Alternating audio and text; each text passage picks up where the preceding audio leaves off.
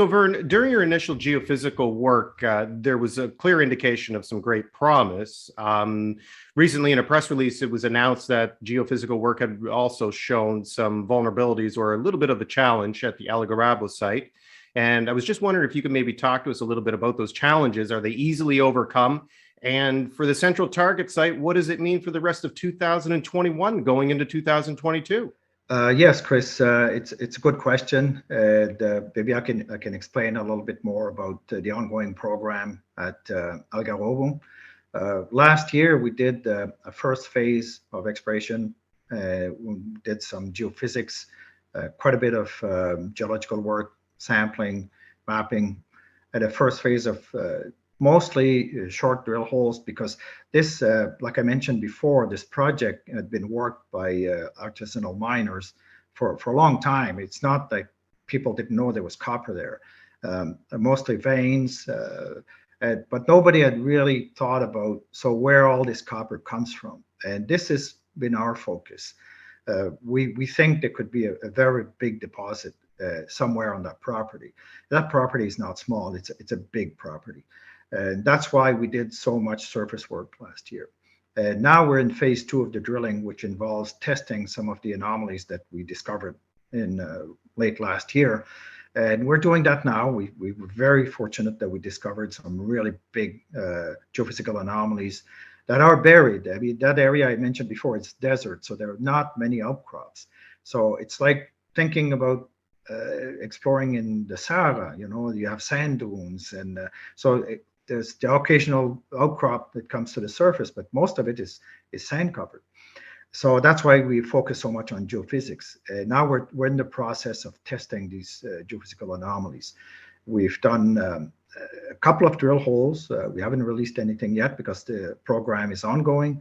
We have several more holes that we want to do, and we're really focusing on where the potential source for all the surface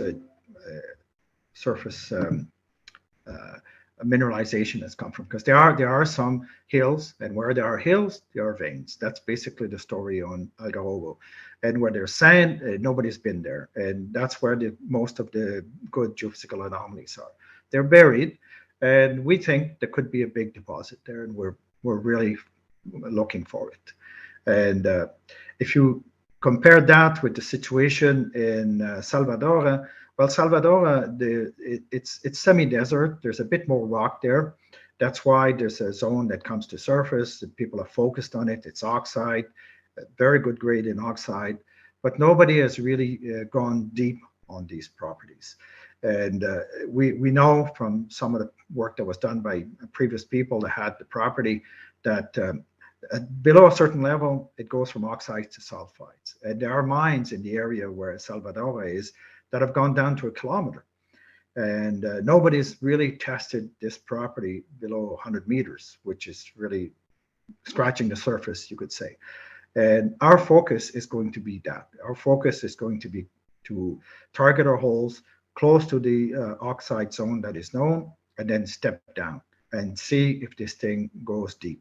And if it goes deep, there could be a very big deposit there as well, which is, again, that's our focus. We really look for things that have some evidence of mineralization already and could have something bigger that hasn't been tested.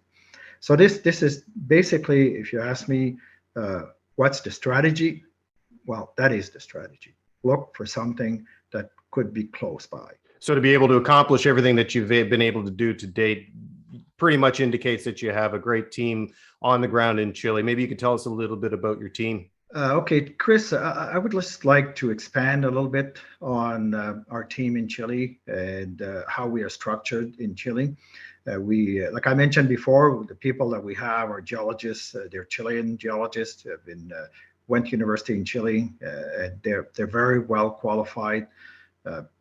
Most of them I've worked with before on other projects, so we know each other, and we try to keep our costs down. And for that reason, we outsource a lot of stuff. For example, we outsource the accounting, we outsource the legal support. We don't have an office. We don't plan to have one either. We have a camp in the field. If we move to a new project, we either set up a new camp or we rent a house or something like that. These are all things that if you move on somewhere else, you can dismantle, you can move. We rent our trucks. We don't have a lot of assets. We don't want to be a heavy company. And I think this is the way to go. I mean, it allows us flexibility. It allows us to maximize the dollars that go in the field and minimize our local administrative costs. And I think it's the way to go. I think money spent in the field is where you find mines. If you don't drill, you don't find. If you don't have any money to drill, you don't find. And so don't expect to see, if you come to visit us in Chile, don't expect to see a big office in Santiago, because there won't be. We'll probably just stay at the airport and change flight and go to the field. So, Vern, global supply chain issues have left many industries on the ground scrambling. I don't imagine that industries or companies in Chile would be exempt from these supply chain issues. And from your point of view, how do these supply chain issues factor into your ability to reach your near-term, long-term targets and goals? Well, I guess, Chris, a lot of people are talking about supply chain difficulties in North America. And I could tell you it's not just North America, it's all over the world, and this includes South America and Chile in particular. What happened in Chile with the pandemic was everything shut down. Exploration, even some mines had to shut down because they had problems with COVID. And so nobody was buying anything. And once the vaccination programs got going and got better and more people got vaccinated, things started to open up. And so we saw that happening in all levels. It was getting more difficult to find simple things, like safety boots, for example. Everything got hard to find. So what we did in order to sort of protect ourselves, because we saw this, we thought, well, this is not going to get better anytime soon. And this was before it hit CNN and all these big networks. So what we did, because we have a camp, we have lots of storage. So we went out and we bought a whole bunch of stuff. We bought hammers, we bought boots, safety goggles, you name it. And we bought boxes of it, and even wood and steel rods and all kinds of stuff. And it really paid off, because the other side of that coin is inflation. So things are really getting expensive.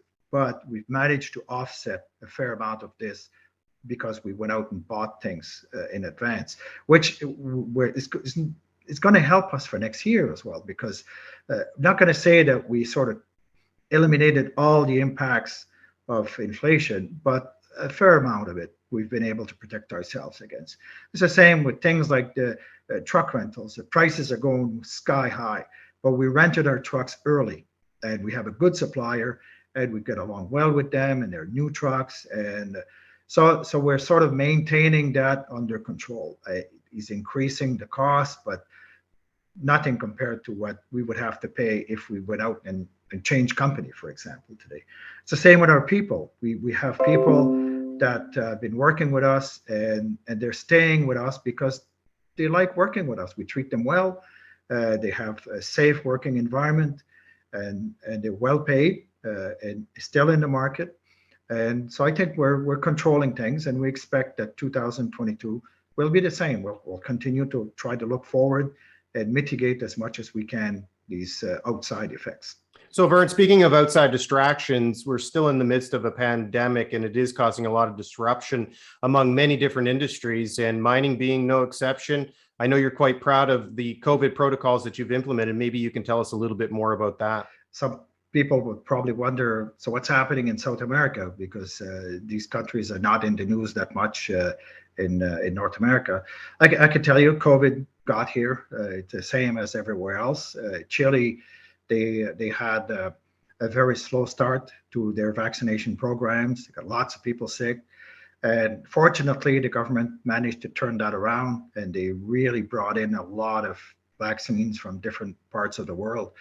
And now it's one of the most vaccinated countries. Everybody that works for us is vaccinated. Contractors, employees, it doesn't matter who it is. You don't get on our site if you're not fully vaccinated.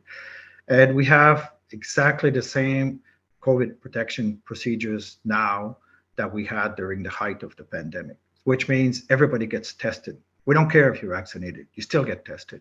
You can't come on the site if you're not tested. Somebody in your family tests positive, you go to isolation. And I can say that it's been working well for us, because throughout all of this time, and remember, we've been very active in a good part of last year. We haven't lost one day on site. We've been working full time all the time and continue to work. We're in close contact with the Ministry of Health in Chile. If anything out of the ordinary happens in our testing, they come in and they retest and they check and they give us a green light, and we continue to work. So far, so good. And of course, we just need to keep our guard up. That's the way. And I don't see us changing this until at least the middle of next year, and maybe all of next year, because it's not gone. It's still there. Even though it's under control, it's still there. Vern, thanks so much for being here. We really appreciate you taking the time out to answer these questions.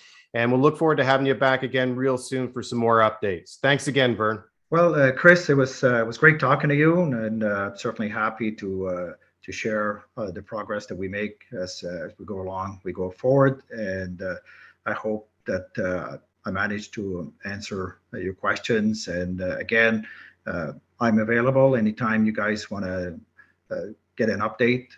Definitely, we want our people to understand who we are and what we're doing. So thanks again.